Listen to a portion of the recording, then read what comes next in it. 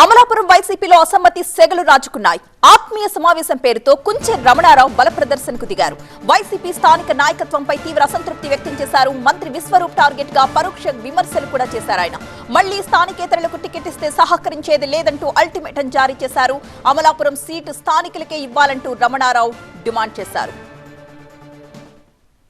మనం ఎవరికి టికెట్ ఇస్తాలకి చెయ్యాలంట, సర్వేలో వ్యతిరేకత ఉన్నా వాళ్ళకే చెయ్యాలంట. మరి మీరు గమనించుకోండి, సర్వేలో వ్యతిరేకత ఉన్నా వాళ్ళకి చెయ్యాలి అని అంటే మరి సర్వేలు ఎందుకు చేయటం? సర్వేలు ఎందుకు చేయటం? పార్టీకి మేము విధేయులు, జగన్మోహన్ రెడ్డి గారికి అభిమానులు, కానీ ఇక్కడ వ్యక్తులకు మాత్రమే మేము వ్యతిరేకులం. బయట వాళ్ళకి ఇస్తే మేము చెయ్యం.